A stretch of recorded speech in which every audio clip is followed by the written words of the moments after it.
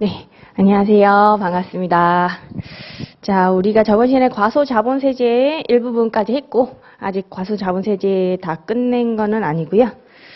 그리고 어제 했던 것 중에 뭐 헷갈리는 부분이 하나 있을 수 있어가지고, 그거 언급 좀 드리고 시작을 할게요. 교재에 181페이지에 요거 또 아마 의문이 생기실 수가 있어가지고, 약간 언급 드리고 하면 거기 181페이지에 대응 조정이라는 게 있죠. 대응 조정.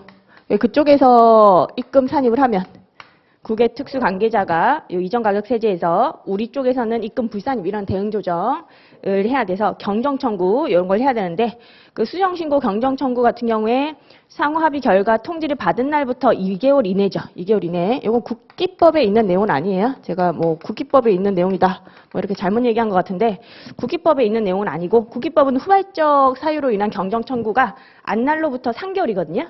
이거는 국조법에만 있는 규정이라고 이해하시면 돼요. 국조법에만. 국조법이 좀 별개라고 이해하시면 되겠고 국기법하고 좀 다르게 가는 경우도 있기 때문에 요 2개월 같은 경우에 왜 2개월이냐 3개월 아니냐 오타라고 생각하실 수도 있으니까 제가 언급을 드리는 거고요. 2개월이 맞습니다. 2개월 이내에 그 수정 신고라든지 경정 청구를 하는 거고 이렇게 뭐 경정 청구를 했다고 하면 경정 청구했을 때 답을 해주는 거죠. 요거는 경정 청구를 2개월 이내에 하게 되면 답은 또 국기법 규정 따라가긴 해요. 국기법 따라가는 경우도 있고 따라가지 않는 경우도 있습니다. 요거 경정 청구를 하면 답을 해줘야겠죠. 국가가 경정을 해줄게 아니면 안 해줄게. 요 답은 또 2개월 이내에 해주는 거. 요거는 국기법에 있는 규정이에요. 요게 답을 해주는 게 국기법에 있는 규정이고 그거 따라가고요. 요 2개월은 국기법에는 없는 규정이고 국조법에만 있는 규정이라고 이해하시면 돼요. 근데 그 밑에 국세 정상 가격과 관세 과세 가격 간 조정 있죠. 그거는 국기법 따라가는 겁니다. 거기 경정처분, 요거는 세관장 경정처분이 있다라고 하면 우리가 어제 이런 얘기를 했죠. 세관장이 과세 가격 좀 조정을 해야겠다라는 경정처분을 했다라고 하면 법인세 좀 바꿔주세요라는 경정 청구를 해야 되는데 그 경정 청구는 후발적 사유로 인한 경정 청구처럼 안날부터 3개월 이내로 되어 있어요. 요거는 3개월 이내가 맞아요. 그리고 답을 해줘야겠죠. 경정해주겠다 안 해주겠다 라는 답을 해줄 때는 이것도 국기법 규정 따라서 2개월 이내에 답을 해주는 겁니다. 경정 청구 받은 날로부터 2개월 이내 그렇게 보시면 돼요. 요게 좀 다르기 때문에 여러분들이 헷갈릴 수 있는 부분인데 요거는 국제조세 조정에 관한 법률에만 있는 규정이라고 보시면 돼요. 2개월이라는 거요. 원래 경정 청구는 후발적 사유가 있다라고 하면 안날로부터 3개월 이내죠. 요거는 원래 국조법에서는 2개월이었어요. 실제로는 이게 2개월이었다가 이번 연도에 바뀐 규정이에요. 개정되면서 국기법에서는 후발적 사유로 인한 경정 청구가 안날부터 3개월 이내니까 국조법도 좀 바뀌어야겠다. 그런 의미에서 국기법하고 맞춰서 3개월로 바뀐 규정이라고 보시면 되고요. 얘는 바뀐 규정이 아니라 원래부터 2개월이었고 계속해서 2개월이라는 거 그런 거 조금 주의하시면 될 것 같고 요거는 크게 중요하지 않은데 대응 조정은 국조법에만 이렇게 2개월이 되어 있으니까 요거는 당연히 좀 기억하셔야 되는 부분이죠. 국기법도 영향을 미치니까 후발적 사유가 있다라고 하면 안날부터 3개월 이내요. 3개월 이내에 경정 청구를 하면 납세자가 국가에서 고쳐주겠다, 고쳐주지 않겠다라는 답은 2개월 이내에 한다는 거, 요게 더 중요하니까 요거 구조만 잘 갖고 가시면 돼요. 요거는 비교해서 좀 보여드린 겁니다. 이게 헷갈릴 수 있는 부분이라고 보시면 돼요. 국조법은 좀 따라가는 경향이 있어가지고 요거는 2개월짜리도 있더라. 자, 이제 과소자본세제 다시 넘어와서 우리 좀 더 추가 정리를 할 건데 과소자본세제는 다 했고 그 다음에 나오는 이자비용 송금불산임 두 번째 규정이죠. 190페이지. 제2절입니다. 제2절 소득 대비 과다 이자 비용의 송금 불산임 190페이지. 요걸 볼게요. 190페이지.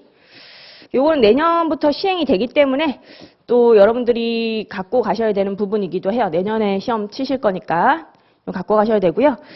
우리 1절에 과소자본세제 요걸 봤는데 얘는 누구를 대상으로 했냐면 국외 지배주주를 대상으로 했어요. 국외 지배주주한테 과다하게 차입을 받았다라고 하면 뭐 자기 자본 적수의 2배 또는 6배를 초과해서 차입을 받은 부분에 대한 이자 비용을 송금 불산입하겠다. 그래서 소득처분은 국의 주주였다라고 하면 지배주주 배당으로 하고 그 외의자면 기타 사유 이출로 할게. 그런 규정이었죠. 국의 지배주주를 대상으로 했다면 여기서는 국의 특수관계인이 나와요. 국의 지배주주에 한정하다 보니까 아무래도 이자 비용 송금 불산입하는 규정이 좀 모자라다는 거죠. 과소자본세제로만으로는 충분하지 못하다. 그런 의미에서 국의 특수관계인한테 차입한 거에 대해서도 과다하게 이자 비용이 발생한다라고 하면 그때는 그거마저도 송금 불산입을 하겠다. 그런 개념이에요. 국의 지배주주는 나의 주주를 얘기하는 거죠. 근데 국의 특수관계인이라고 하면 내가 주주인 경우도 들어가거든요. 그러니까 국의 자회사로부터 돈을 빌린 경우도 있을 수가 있으니까.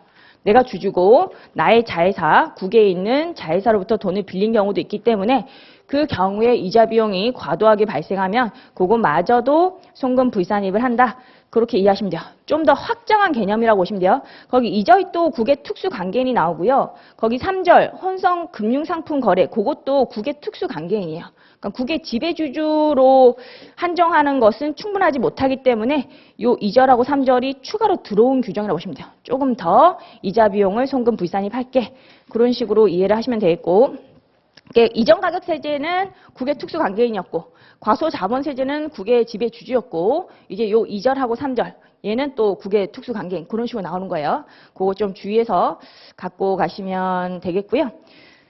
자, 요 같은 경우에 그 첫째 줄에 국의 특수관계인 이렇게 되어 있고 여기 보시면 차입한 금액에 대한 순이자 비용이 조정소득금액의 30%를 초과하는 경우에는 그 초과하는 금액은 송금에 산입하지 아니하며 기타 사이출로 처분된 것으로 본다. 그런 식으로 나와 있죠. 자, 여기서는 30% 초과 순이자 비용 요게 나오고요. 순이자 비용 있으면 요거 빼기 조정소득금액이라는 게 있어요. 30% 정도는 이자 비용이 돼도 괜찮은데 30%를 넘어가는 이자 비용이 있다라고 하면 너무 과도하다 이런 컨셉이라고 보시면 돼요. 이렇게 빼서 나오는 이자 비용이 있다라고 하면 요걸 송금 불산입하겠다. 그렇게 보시면 되겠고 요거 빼서 나오는 금액. 자, 요거 이자 비용이라고 할게요. 요게 나온다고 한다면 요거를 송금 불산입하고 소득처분은 상대방이 국의 특수관계자거든요. 그렇기 때문에 기타 사유출 그런 식으로 간다라고 보시면 돼요. 요게 앞에 나온 과소자본세제랑 겹칠 수가 있어요. 과소자본세제랑 겹치면요. 둘 중에 큰 걸로 적용하도록 되어 있어요. 과소자본세제 우리 1절이죠.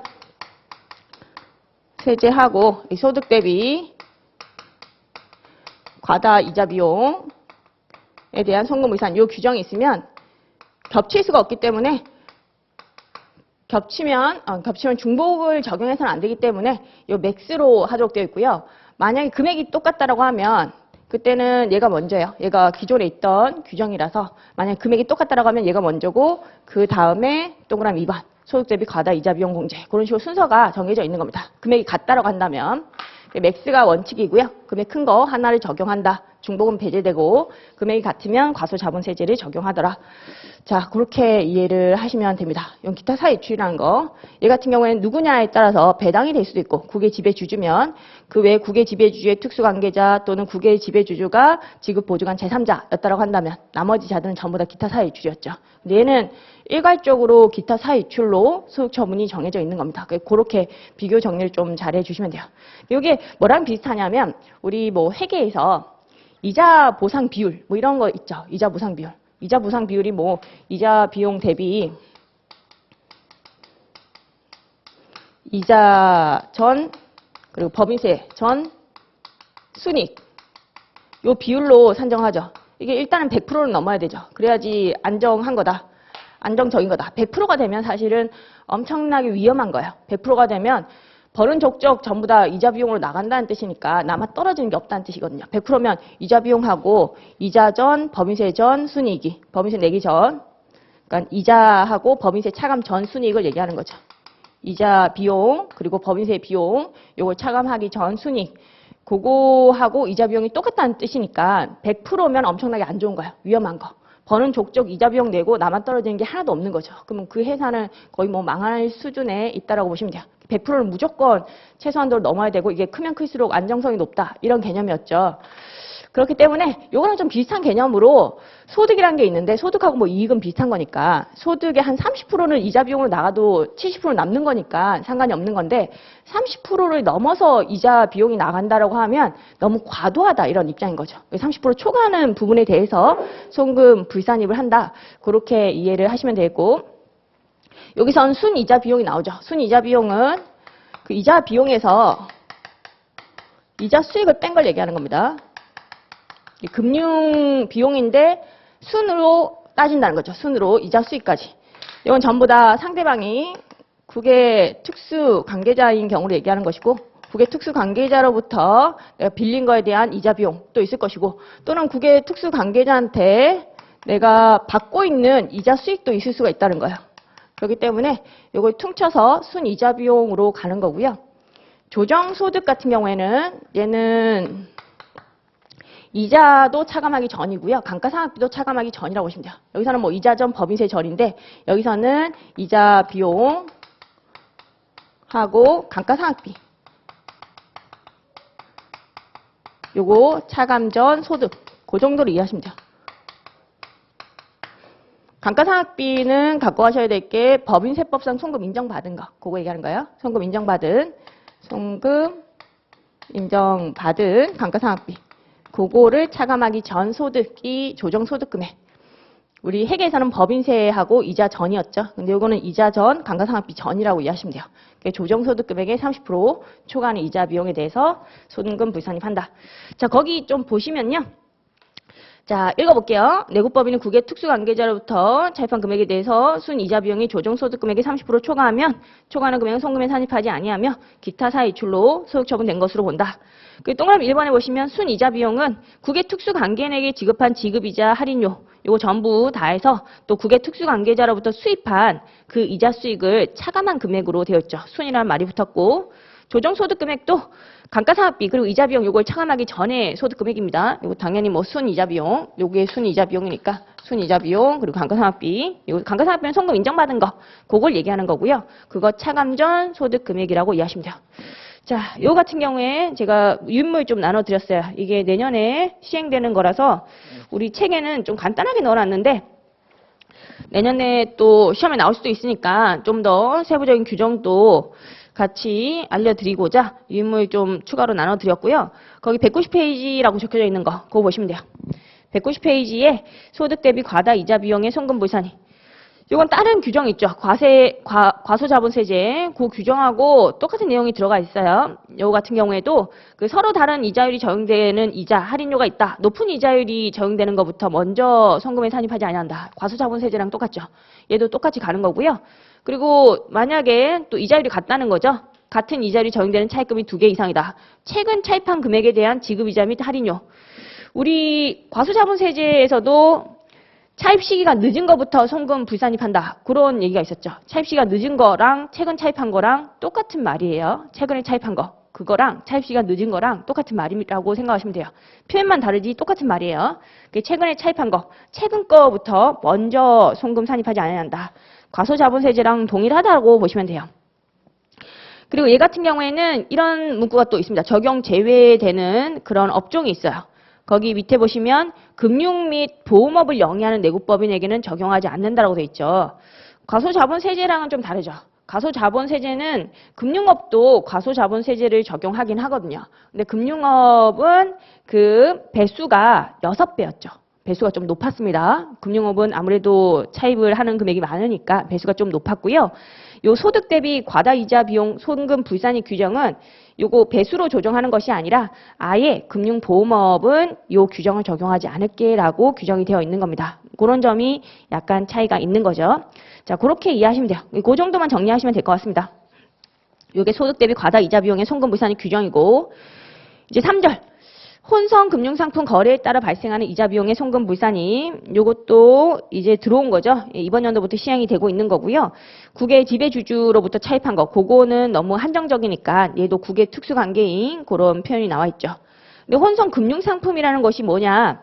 금융상품은 너무 다양한데 금융상품 중에는 부채 성격과 자본의 성격을 같이 가지고 있는 그런 금융상품이 있을 수가 있어요. 그런 걸 혼성이라고 해요. 그 혼성 금융상품, 거기 가로 안에 나오죠. 자본 및 부채의 성격을 동시에 갖고 있는 뭐 이익참가부 사채 등의 금융상품. 이 대표적인 예예요. 이익참가부 사채는 우리나라 세법에서는 부채로 보고 있어요. 우리나라 세법에서는. 근데 각각의 나라마다 세법 적용을 하는 것이 차이가 나다 보니까 그런 차이를 이용해서 우리나라에서도 과세가 안 되고 다른 나라에서도 과세가 안 되고 이런 식으로 이중 비과세 문제가 생길 수도 있다는 거예요. 세법 적용의 차이 때문에. 그런 세법 적용의 차이 때문에 이중 비과세가 되는 문제를 방지하고자 이런 규정이 나온 거고요. 이익참가부 사채는 한국에서는 부채로 보기 때문에 부채. 요거 같은 경우에 만약에 내가 이익참가부 사채를 갖고 있다라고 하면 이게 부채가 돼서 나중에 다른 거래 상대방한테 돈을 준다라고 하면 요 돈을 주는 것은 이자 비용이 되는 거죠. 이자 비용은 원래부터 송금 항목이잖아요. 송금 항목. 원칙적으로는. 그 송금으로 인정을 받게 되면 내 과세 소득을 줄이게 돼요. 한국에서는 되다. 이익참가부 사채가. 근데 뭐 다른 나라로 할게요. 외국에서는 이걸 자본으로 보는 경우도 있어요. 이익참가부 사채.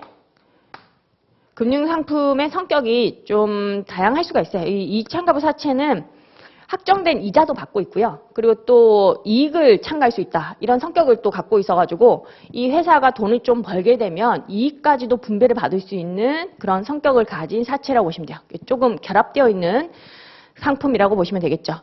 다른 나라에서는 이걸 자본으로 바라본다는 거죠. 자본으로 바라봐서 내가 만약에 이자를 받았다라고 하면 이쪽은 이자 비용인데 이쪽에서는 자본이니까 배당을 받았다. 이런 식으로 볼 수가 있어요. 배당금 수익.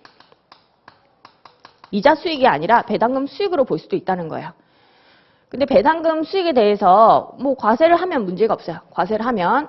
근데 이 배당금 수익에 대해서 주식 투자 이런 걸 좀 더 활성화하기 위해서 외국에 투자해서 배당금 수익이 발생하면 비과세할게 이런 규정이 있을 수도 있는 거잖아요. 그래서 외국에서 이게 만약에 소득이 아니라서 과세 소득이 아니라서 과세 소득에 포함되지 않는다는 거야.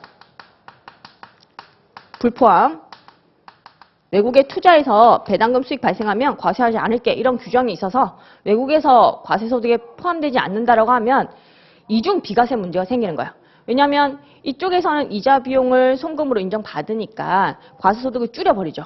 그리고 이쪽에서는 배당금 수익이 발생했는데도 불구하고 과세소득에 포함되지 않았죠. 그러면 둘 다 비과세가 된 경우에 해당하기 때문에 이걸 좀 방지하고자 이쪽에서 과세소득에 불포함되면 여기서 원래는 송금 항목이지만 송금으로 안 보고 송금 불산입하겠다 이런 규정이에요. 그리고 소득처분은 상대방이 국외 특수관계인이죠. 이때 기타 사회이출로 하도록 되어 있어요.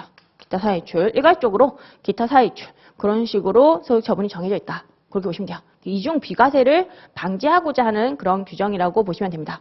전부 다 뭐 이자 비용을 송금 불산입한다는 건데 그 성격이 좀 다른 거죠.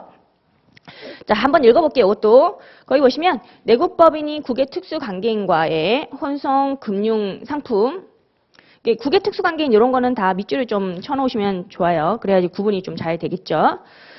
그 혼성 금융상품 거래에 따라 지급한 이자 및 할인료 중 적정 기간 내에 적정기간이라는 표현이 있고요. 그 거래 상대방이 소재한 국가에서 거래 상대방의 소득에 포함되지 않는 등 과세되지 아니한 금액에 해당하는 금액은 해당 사업연도에 소득금액을 계산할 때 내국법인의 송금에 산입하지 아니하며 기타 사이출로 처분된 것으로 본다. 그렇게 되어 있죠. 요거 같은 경우에는 세 가지 요건이 있다고 보시면 돼요. 쪽에서 보면 그 표로 정리해놨죠. 첫 번째로 혼성 금융상품일 것. 자본하고 부채 성격을 동시에 갖고 있는 금융상품이어야 돼요. 가장 대표적인 예가 이익참가부 사채라고 보시면 되고요. 적정기간이라는 표현이 있죠. 적정기간 내에 다른 나라에서 과세소득에 포함되지 않아야 되는데 적정기간은 거기 보시면 12개월이라는 표현이 나와요. 내국법인이 금융상품 거래에 따라 이자 및 할인료를 지급하는 사업연도 종료일 이후 12개월 이내에 개시하는 거래 상대방의 사업연도 종료일까지의 기간. 국가가 다르니까 사업연도도 다르겠죠. 사업연도 다른 데다가 그 배당의 기속 시기, 소득 기속 시기가 다를 수가 있잖아요. 배당은 일반적으로 다음 연도에 이익잉여금 처분 이런 게 일어나서 배당 같은 경우에는 기속시기가 다음 연도가 될 수가 있거든요. 그런 의미에서 적정 기간을 좀 정해놓고 있는 겁니다. 지급한 사업연도가 아니라 지급한 사업연도 종료일 이후 12개월 이내에 개시하는 거래 상대방 사업연도 종료일까지 이런 식으로 표현이 되어 있는 거죠. 12개월 뭐 이런 표현만 좀 주의하시면 될 것 같고요. 그리고 거래 상대방의 과세되지 아니한 금액이어야 돼요. 이쪽에서도 불포함돼야 돼요. 이게 과소득으로 포함이 된다고 하면 이거를 송금 불산입할 이유가 없어요. 여기서 포함되지 않아야지만 이중 비과세에 문제가 생기는 거죠. 자, 그래서 거기 보시면 내국 법인으로부터 지급받는 이자 및 할인료가 거래 상대방이 소재한 국가의 세법에 따라 배당 소득으로 취급됨에 따라 해당 배당 소득이 다음에 어느 하나에 해당하는 경우에 해당 과세 소득에 포함되지 아니한 배당 소득으로 한다. 일단 동그라미 1번은 거래 상대방의 과세 소득에 포함되지 아니한 경우 100% 과세 소득에 들어가지 않는 경우에 100% 비과세 그렇게 보시면 되고요. 동그라미 2번은 해당 배당 소득의 10% 미만으로 과세 소득에 포함되는 경우 그래서 거의 뭐 95%는 과세가 안 되고 5%는 과세할게 이런 식으로 해도 과세소득에 포함되지 아니한 걸로 본다는 거죠. 그렇게 이해하시면 돼요. 10% 미만이면 아주 조금만 과세가 되는 그런 케이스를 얘기한다라고 보시면 되고요. 만약에 100% 이쪽에 과세가 안 됐다라고 하면 여기서 송금 불산입될 금액은 100%가 송금 불산입되는 거야. 이자 비용의 100%. 근데 이쪽에서 한 5% 정도 과세가 됐다는 거예요. 그러면 송금 불산입될 금액은 95%가 되는 거예요. 그런 의미라고 보시면 돼요. 송금 불산입되는 금액은. 거기 밑에 산식을 보시면요. 송금 불산입액의 계산 나오죠. 거래 상대방에게 지급받는 이자 및 할인료의 퍼센티지를 곱하고 있어요. 이게 100%가 될 수도 있고 또는 90몇 %가 될 수도 있어요. 10% 미만으로 과세가 되는 경우도 들어가니까. 거기 곱하기 보시면 거래 상대방이 지급받는 배당 소득분에 거래 상대방의 과세되지 아니한 금액. 이게 100%면 100%. 아시겠죠? 근데 과세되지 아니한 금액이 95%였다라고 하면 95%만큼만 우리도 송금 불산입하겠다. 그렇게 이해하시면 돼요. 요게 이번 연도부터 시행되는 거고 아직까지 시험에 한 번도 나온 적이 없기 때문에 나온다고 하면 아주 쉽게 나올 거예요. 그럼 요 산식만 외우셔도 금방 송금 불산입의 금액을 산출할 수가 있고요. 소유처분, 기타 사유 유출이라는 거 그런 것만 알고 계셔도 문제 푸는데 전혀 지장이 없을 거라고 생각이 들어요. 자, 그리고 사후관리 규정이 있습니다. 사후관리 규정. 사후관리 규정은 거기 1번 양가로에 당초 송금 불산입한 금액이 추후 거래 상대방의 소재 국가에서 과세되는 경우 원래는 적정 기간 내에 과세소득에 불포함됐다. 송금 불산입을 한 거예요. 나중에 봤더니 과세소득에 포함이 되는 거예요. 그러면 요 송금 불산입한 거 그거 취소를 하면 돼요. 송금 불산입을 취소하면 된다. 결과적으로 송금 산입을 해주면 되는 거죠. 그 사후관리에 들어가 있습니다. 거기 세 번째 줄 보시면 뭐 적정기간 종료일이 속한 사업연도의 소득금액 계산할 때 송금에 산입할 수 있다라고 돼 있죠. 송금에 산입할 수 있다. 여기에 과세소득이 포함되면 이 송금 불산입한 걸 다시 백시켜서 송금 산입 그런 식으로 조정을 하면 되는 거죠. 그게 사후관리. 그리고 이번 양가로에 보시면 당초 송금 산입을 했다는 거죠. 요 이자 비용을 송금으로 인정을 받았다는 거예요. 근데 추후에 봤더니 이게 송금 불산입 대상이었다. 이쪽에 과세소득에 포함되지 않아서 송금 불산입을 해야 되는데 모르고 송금 불산입 안 한 거예요. 송금으로 인정을 해준 거죠. 그러면 나중 가서 알게 되면 그때는 송금 불산입을 추후에 하면 돼요. 근데 송금 불산입하고 입금 산입은 똑같은 거 아시죠? 법 표현에는 거기에 네 번째 줄에 입금에 산입하며 이런 식으로 표현되어 있죠. 입금에 산입하며 기타 사유출로 처분된 것으로 본다. 이 말이 결과적으로는 이걸 송금 불산입을 해야 되는데 뒤늦게 송금 불산입을 하는 그런 케이스고요. 송금 불산입하고 입금 산입 똑같으니까 표현만 좀 다른 것이고 똑같이 이해를 하시면 돼요. 근데 요거는 당초에 송금 불산입을 해야 되는데 좀 늦게 송금 불산입을 하는 거니까 이자까지도 추가로 내야 되는 규정이 같이 붙어 있는 겁니다. 거기 보시면 제일 마지막 줄에 뭐 이자 상당액을 적정 기간 종료일이 속하는 사업연도에 법인세에 가산하여 납부하여야 한다 이렇게 되어 있죠. 조금 나중에 송금 불산입을 하는 경우라고 보시면 돼요. 거기 뭐 산식에 일수 곱하고 만분의 3 곱하고 이런 식으로 이자를 내도록 하고 있다. 그 정도 갖고 가시면 될 것 같습니다. 자, 그리고 지급이자 송금 불산입 적용 순서죠. 지급이자 송금 불산입하는 규정이 사실은 엄청나게 많이 있어요. 과소 자본세제부터 시작해서 우리가 지금 2개 더 배웠고요. 원래 요게 당초에 있던 규정이었고요. 예전에는 요거 있었고 또 이전가격세제라고 있었죠. 이전가격세제도 뭐 자산을 저가 양도, 고가 매입 이런 것도 들어가고 금전 대차 이런 것도 들어가는 경우가 있어요. 그렇기 때문에 얘도 들어갈 수가 있고 이전가격세제 이것도 지급이자 송금 불산입 그 규정에 들어갈 수가 있고 또 우리가 이미 법인세법에서 배운 지급이자 송금불산임 있죠. 법인세법상 지급이자 송금불산임. 요 규정이 있죠. 요거는 채권자 불명 사채이자, 뭐 비필명 채권 증권이자, 건설자금이자, 업무문간 자산 관련이자, 그거 송금불산임 하는 거 이미 배운 내용이고요. 근데 국조법이 특례법이기 때문에 법인세법하고 국조법이 겹치면 당연히 국조법이 우선시 되는 거야. 요거 적용 순서는 중복을 배제하기 위해서 일단 과수자본세제 여기 제일 위에 있고요. 그 다음에 이전가격세제, 그 다음에 법인세법상 지급이자 송금불산 이런 순서였어요. 근데 중간에 지금 두 개가 더 들어온 거야. 중간에 소득 대비 과다 이자 비용 송금불산 요 규정하고 혼성금융상품 요 규정이 들어왔다고 보시면 돼요.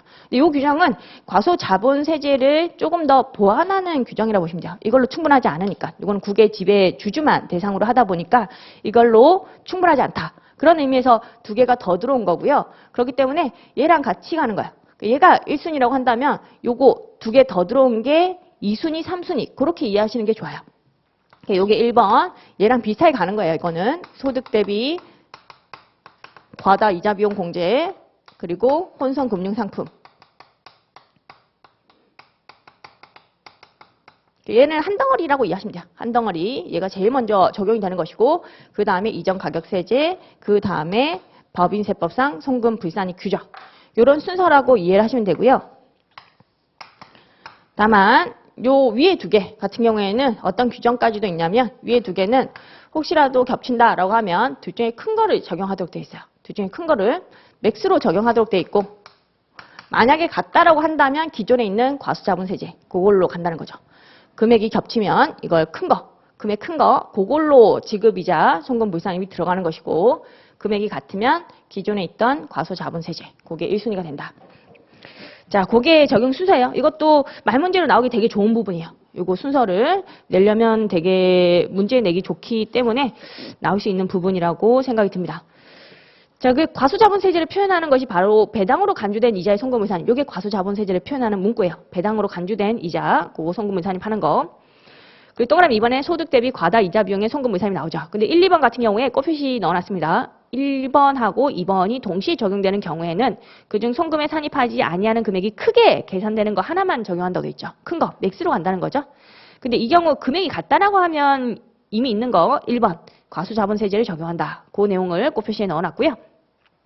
그 다음에 3번 혼성금융상품, 그 다음에 4번 정상가격에 따른 과세조정. 이걸 우리가 다른 말로 이전가격세제라고 부르는 거죠.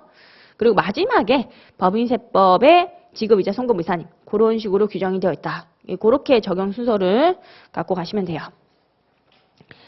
자, 이제 문제를 좀 풀어보죠. 문제 194페이지. 194페이지 OX 동그라미 1번 배당으로 간주된 이자의 송금불산임 규정을 적용할 때 서로 다른 이자율이 적용되는 이자 및 할인료가 있는 경우 높은 이자율이 적용되는 것부터 먼저 송금에 산입하지 아니한다. 맞는 문구예요. 배당으로 간주된 이자 송금불산임이 과소자본세제를 얘기하는 것이고요. 높은 이자율부터 먼저죠. 두 번째, 배당으로 간주된 이자의 송금불산임 규정의 계산 대상이 되는 지급이자와 할인료는 사채 할인 발행 차금 상가액, 윤통어음 할인료 등 그 경제적 실질이 이자에 해당하는 것을 말하되 건설자금 이자 요거는 범위에서 제외한다.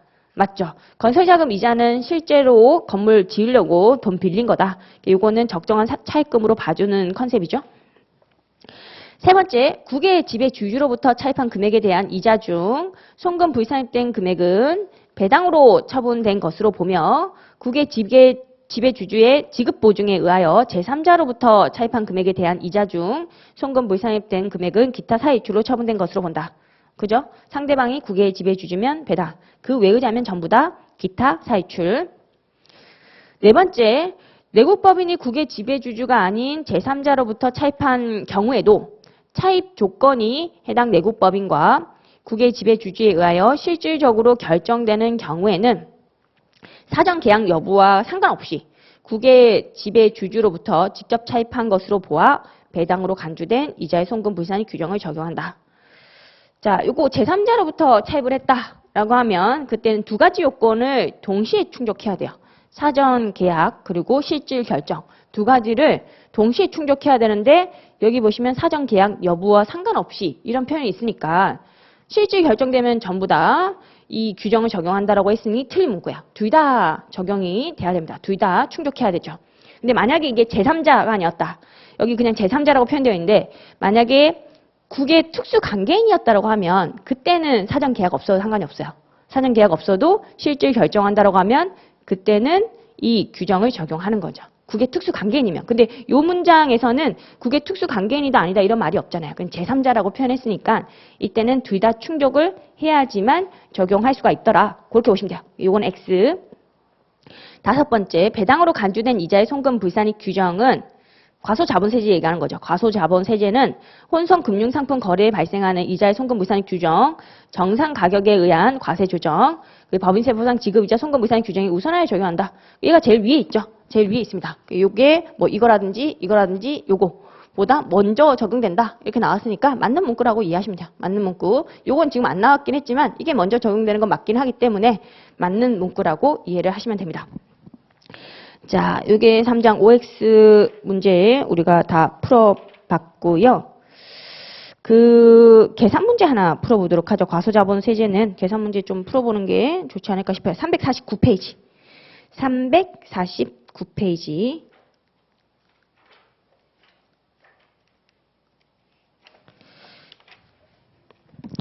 자, 349페이지에 12번 문제. 12번 문제라고 보시면 되고요. 뭐 그렇게 어려운 내용은 없다라고 보시면 됩니다. 지금 한번 볼게요. 349페이지 12번. 어렵지 않게 나왔어요. 지금 주 LA는 2013년 초 미국 법인인 LA LTD가 100% 출자하여 설립한 내국 법인이며 제조업을 영위하고 있다. 지금 미국 법인인 LA LTD가 얘가 국의 지배 주주라고 이해하시면 되겠죠. 100% 투자를 한 그 내국 법인이 LA라고 되어 있죠. 주 LA의 2018년 말 재무상태표상 자본 총계는 2억 원이고 납입 자본금은 1억 원이다. 자본 총계 요걸 이용하시면 돼요. 자본 총계. 2018년도 손익계산서상 이자 비용 내역과 차입금 적수는 다음과 같다. 국제 조세 조정에 관한 법률에 의한 송금 불산입 때는 이자 비용을 얼마인가. 지금 국의 지배 주주가 나와 있고요. 그 자본 총계 이런 게 나와 있죠. 지금 이자 비용 4,500짜리도 있고 2,400짜리도 있고 옆에 차입금 적수가 나와 있죠. 자, 비고를 보시면 4,500짜리 이자 비용 발생시킨 거는요. 국의 지배 주주로부터 차입한 금액이에요. 그러니까 미국 법인인 LA LTD 거기로부터 차입을 한 거고요. 이자율은 뭐 동일하고 건설자금 이자는 없다고 돼 있고 2,400 빌린 거는 2,400 이자 비용 발생시킨 것은 국내 은행으로부터 차입금이거든요. 그러니까 국내 은행으로부터 차입금은 국의 지배 주주로부터 차입한 금액이 아니니까 얘는 따로 송금 불산입 규정을 적용해서는 안 돼요. 그렇기 때문에 4,500 그거 베이스로 해서 우리가 얼마만큼 송금 불산입 할 거냐 그걸 구하는 거고요. 이 문제는 되게 심플하게 나온 거야. 실제로 그 2,400은 현혹자료고 그거는 쓸 필요 없고 우리는 국의 지배주주만 대상으로 하는 거니까 4,500 곱하기 자 차입금 적수 국의 지배주주로부터의 차입금 그거만 넣는 겁니다. 328, 500 그거만 넣는 거죠. 328, 500 100만 단위로 할게요. 요거만 넣고요. 그러면 차입금 적수에서 뭘 빼죠? 초과 적수를 구하기 위해서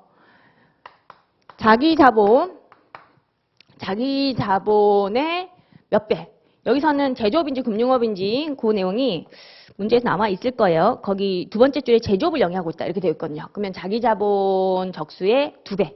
2배를 초과하는 차입금에 대해서 이자 비용을 송금 불산입하는 거니까 자기 자본은 여기서는 아주 심플하게 나온 거예요. 자본 총계가 뭐 2억이다. 뭐 납입 자본금 1억이다. 이렇게 되어 있는데 자본 총계 요걸 적용하시면 돼요. 2억 원.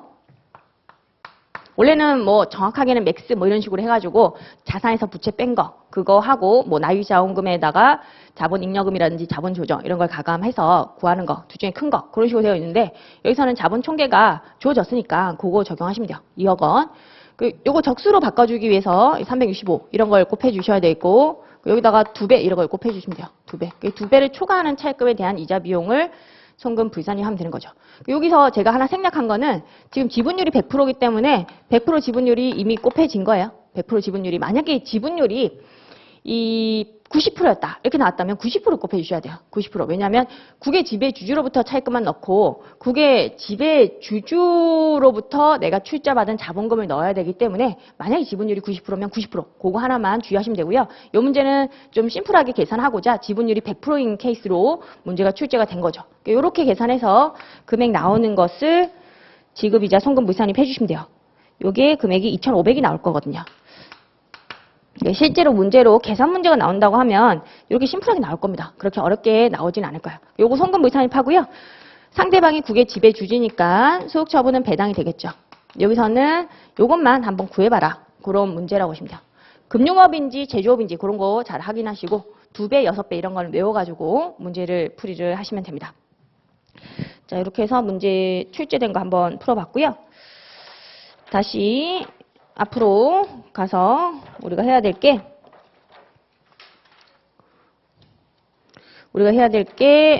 여기 조세 피난 방지 세제 그거를 또 해야 되죠.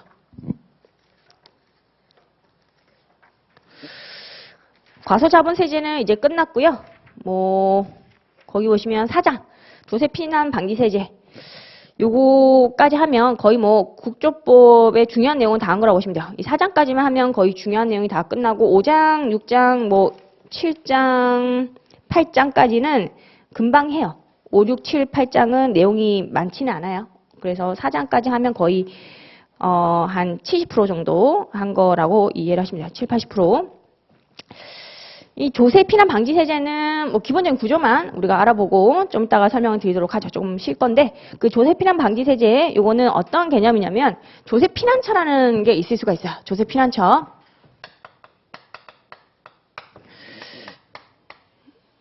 조세 피난처라는 데가 그 버뮤다 이런 데 있어요. 버뮤다, 바하마 뭐 이런 데, 사모아 뭐 이런 데 있어요. 버진 아일랜드. 아예 세율이 없거나 세율이 저세율인 그런 나라들이 있습니다. 그런데 가공회사 이런 걸 차려서 조세를 회피하는 거 그런 걸 방지하는 세제 그런 규정이라고 보시면 되고요. 뭐 과거에는 조세 피난처 이런 표현을 많이 썼는데 요즘에는 피난이라는 표현을 쓰진 않아요. 제가 가로 안에 제목에 피난 방지 세제라고 적어놨지만 실제로 피난이라는 표현이 적절하지 못하다 그런 의미에서 요게 법문구에서 사라진 지 오래입니다. 진짜 오래됐어요. 피난이라는 표현은 좀 사라졌고요. 피난은 뭐 전쟁 같은 거, 이런 거 좀 안 좋은 거 피해가는 거죠. 조세가 안 좋은 거야. 이런 식으로 해서 조세 나빠. 피해가야 돼. 그럼 조세를 피난 가는 사람들이 정상적인 사람처럼 느껴지잖아요. 느낌 자체가.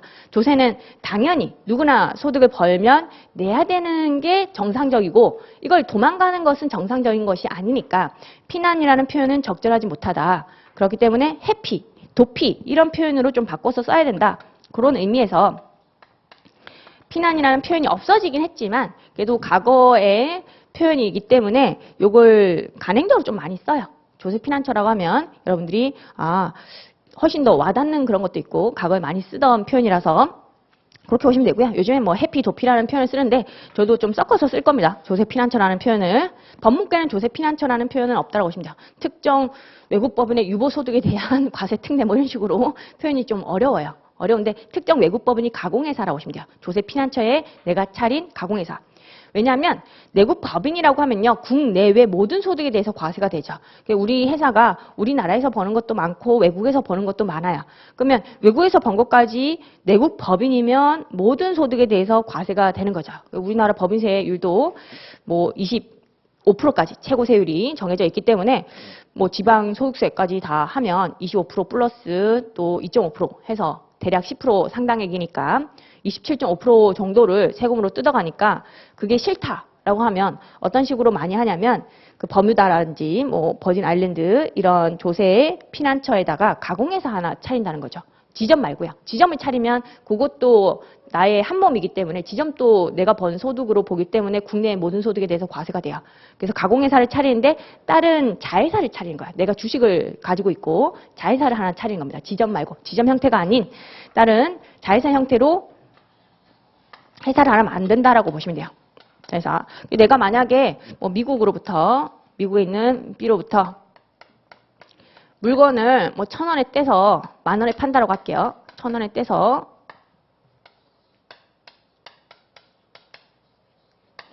10,000원에 팔고 있다라고 하면 소득이 얼마냐면 소득이 9,000원 나오죠. 원래는 만약에 이런 식으로 내가 사업을 하고 있다라고 하면 소득이 9,000원인데 이 소득 9,000원 우리나라에서 발생하면 그러면 세금 뜯어간다. 그게 싫다라고 하면 이렇게 자회사를 가공회사 세율이 거의 아예 없거나 되게 낮은 그런 국가의 가공회사를 하나 만들어서 이쪽에 소득을 떨어뜨린다는 거야. 이쪽에 소득 떨어뜨리면 어차피 그 나라에 있는 법인이니까 그 나라에서는 세금이 거의 안 뜯어간다는 거죠. 세율이 낮아가지고. 그래서 요렇게 여기에 소득이 떨어뜨리는데 어떤 식으로 하냐면 이 자회사한테 미국으로부터 물건을 사오게 하는 거야. 1,000원 주고 사가지고 나한테 9,000원에 팔게 해버리는 거야. 9,000원에 판다. 나는 얘에 대해서 지분을 한 100% 소유하고 있는 거죠. 출자 비율이 뭐 100%라고 가정할게요. 지점은 아닌 거예요. 지점이면 어차피 우리나라에서 다 과세가 되는 거니까 그런 식으로 하지 않고 아예 다른 회사, 외국 법인을 차리는 거죠.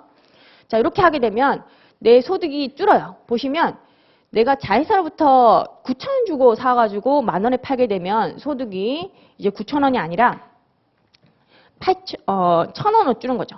1,000원으로 9,000원에 사가지고 10,000원에 파는 거니까 소득이 1,000원이 되는 것이고 그러면 얼마만큼 감소시켰다? 소득을 8,000원만큼 감소시킨 거야. 자회사 하나 차리니까 이렇게 소득이 감소하더라라는 거죠. 그 대신에 자회사에는 소득이 발생하죠. 1,000원에 사서 얘는 9,000원에 파는 거니까 이 자회사 같은 경우에는 소득이 반대로 8,000원만큼 증가하게 되는 거야.